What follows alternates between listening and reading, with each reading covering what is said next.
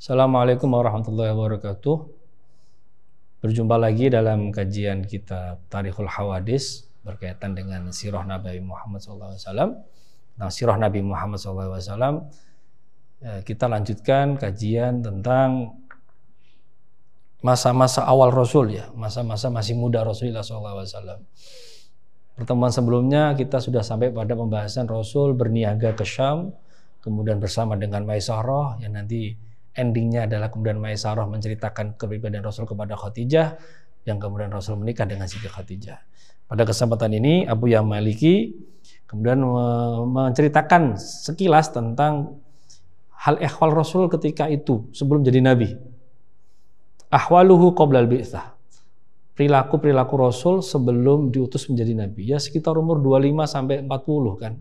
Nabi itu kan diangkat jadi Nabi, Rasul diangkat jadi Nabi. Muhammad, ya, Nabi Muhammad diangkat menjadi Rasul itu umur 40 tahun. Nah, jeda antara 25 atau masa muda, masa remaja Rasul itu seperti apa? Qala Abu Yazid Muhammad Maliki Al-Hasani, kana Rasulullah qabla al-bi'tsah mutadayyinan wa muta'abbidan. Rasul itu kehidupannya sehari-hari sebelum bi'tsah, sebelum diangkat menjadi Rasul, itu adalah orang yang mutadayyinan, orang yang beragama. Dalam artian orang yang tidak menyeleweng dengan ajaran agama leluhurnya, yaitu milah Ibrahim. Di Mekah itu tidak semuanya mayoritas itu musyrik, ya, menyembah berhala itu enggak. Rasul adalah bagian dari orang yang terselamatkan dan dijaga oleh Allah dari perbuatan-perbuatan jahiliyah. Jadi orang yang bertadayun itu orang yang beragama, punya semangat keagamaan dari warisan nabi-nabi sebelumnya. Kalau di Mekah ya warisan Nabi Ibrahim alaihissalam. Dan tidak hanya Rasul yang mutadayyin itu, yang kemudian dikenal dengan nama agamanya, milahnya Hanifiyah itu.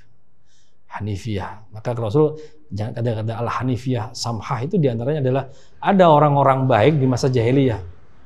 Jangan punya asumsi bahwa masa jahiliyah itu semuanya orang buruk semua, itu enggak.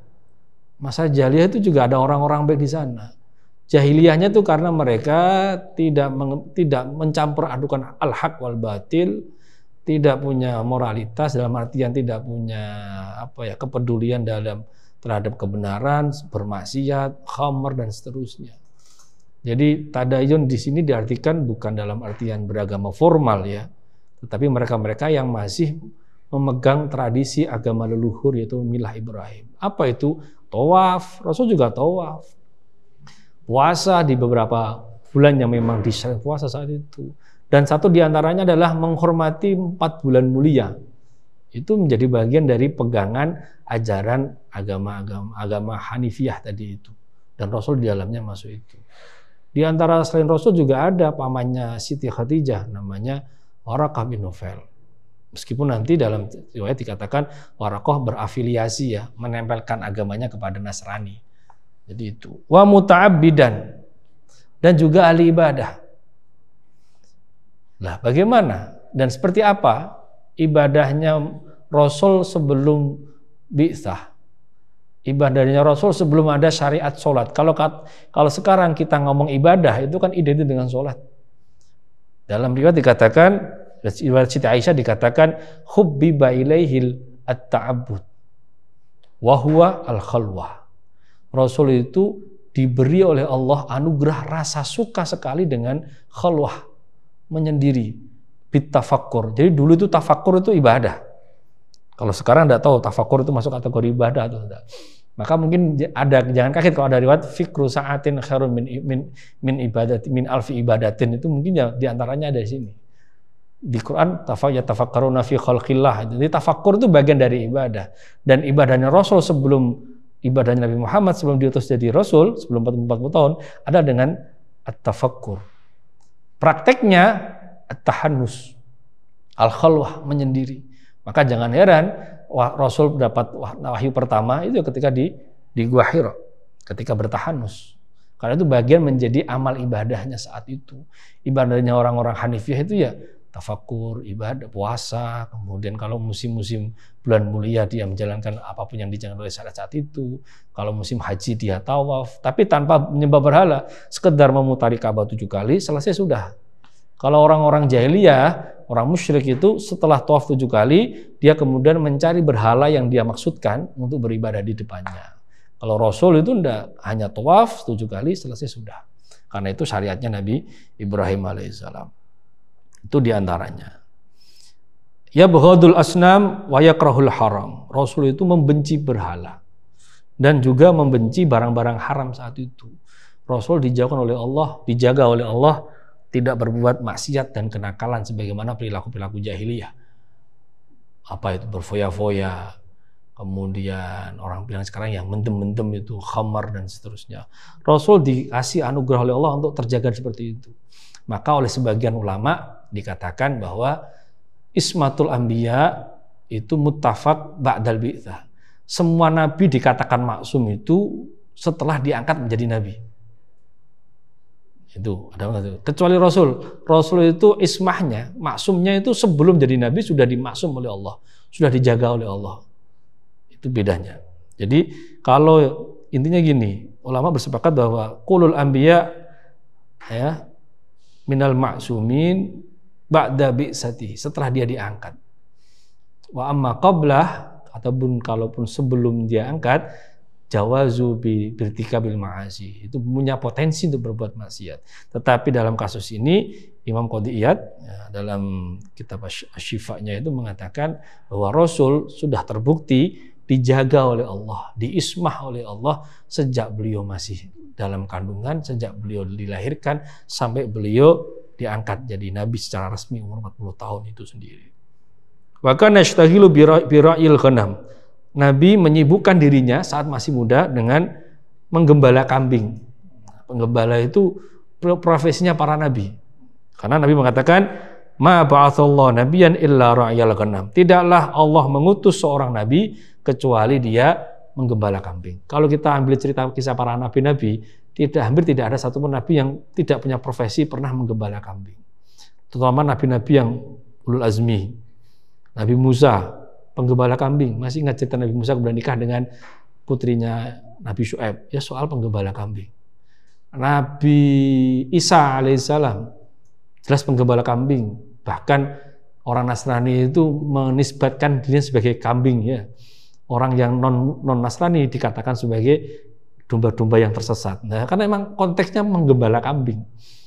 Jadi orang-orang non Muslim itu dianggap yang tersesat itu. Yang domba-domba yang hilang, yang tersesat. Karena simbolisasinya adalah penggembala kambing. Banyak hikmah diantaranya yang dijelaskan oleh para ulama. Kenapa kambing? Karena kambing itu, kalau diatur ketika mau kalau gimana ya? Kambing itu mau manut kalau diawasi. Kalau kita lengah sedikit, dia sudah sakarpe dewi. Maka kontrol terhadap, kalau dipukul dia lari, kalau dibiarkan dia saenake dewi. Maka kita harus cara mentreatment masyarakat ya. Mungkin kita bayangkan masyarakat itu seperti, maka kenapa kata ro'yah itu diambil dari kata itu, penggembala. Rakyat itu dari kata ro'yah. Ro'yah itu ya penggembala itu. Jadi pemimpin itu adalah menggembala, mengatur sistem pola agar tertib ya, dan seterusnya itu. Jadi filosofinya adalah penggembala kambing. Jadi kalau kalian punya potensi menjadi nabi, ya cari profesi menjadi penggembala kambing. Fakila wa anta ya Rasul, qala na'am. Ya, aku juga penggembala kambing. Maka itu menjadi profesinya para nabi. Jadi kalau kamu punya potensi jadi nabi atau wali, yang mungkin menggembala kambing itu ya. Mungkin itu ya. Jadi jangan cari profesi ini. Para penggembala peternak kambing atau peternak domba ini bahagia sekali dapat cerita ini. Jadi karena kata rakyat, dari kata itu menggembala, merawat ya, dari kata merawat itu. Karena sekarang itu rakyat yang merawat penggembalanya, bukan penggembala merawat rakyatnya sendiri. Wa kana yashtaghilu bi tijarah. Selain menggembala kambing, Rasul juga berniaga. Di pertemuan-pertemuan sebelumnya Rasul sampai ke Syam, berdagang kemana-mana. Qad kana Sa'ib bin Abi Sa'ib yusyarikuhu fi tijarah. Bahkan saking seringnya Nabi berniaga itu punya komunitas kalau sekarang ya punya grup WA lah teman-teman, karena dulu orang Arab itu kalau berniaga tidak sendiri, dia bawa rombongan ke Syam bareng-bareng, ke Persia bareng-bareng seperti itu. Nah, di antara teman akrabnya Rasul ketika saat itu untuk berniaga itu adalah Sa'ib bin Abi Sa'ib. bolo konco untuk berdagang. Nabi jual apa, Sa'ib jual apa, tapi selalu bareng-bareng terus. Wa kana yusyarikuhu hatta innahu qala lahu yaumal fath. Sampai ketika ada peristiwa Fathu Mekah tahun berapa ya? 9 atau 10 kena hijrah, dicek. Ketika itu Rasul bertemu dengan Sa'ib bin Abi Sa'ib. Dan saya mengatakan marhaban bi akhi wa syariki. Ini cerita yang unik. Kita bisa ambil cerita hikmah di sini. Sa'ib bin Abi Sa'ib itu meskipun teman akrabnya Rasul sejak Rasul di Mekah, tapi belum masuk Islam. Masuk Islam baru ketika Fathu Mekah. Padahal Rasul sebelum jadi Nabi pun sudah jadi teman akrabnya. Rasul sampai hijrah ke Madinah tahun 9 atau tahun 10 Hijriyah baru masuk Islam. Ini menunjukkan bahwa muamalah kita dengan orang yang beda agama itu tidak masalah. Ketika itu urusan dengan muamalah muasyarah ad-dunyawiyah. Tidak dalam konteks diniyah ya, tapi dunyawiyah, ukhuwah basyariyah atau ukhuwah insaniyah. Rasul punya teman akrab banyak dari non-muslim, dari orang yang belum beragama Islam saat itu. Sa'ib bin Abi Sa'ib baru masuk Islam ketika Rasul Fathu Mekah.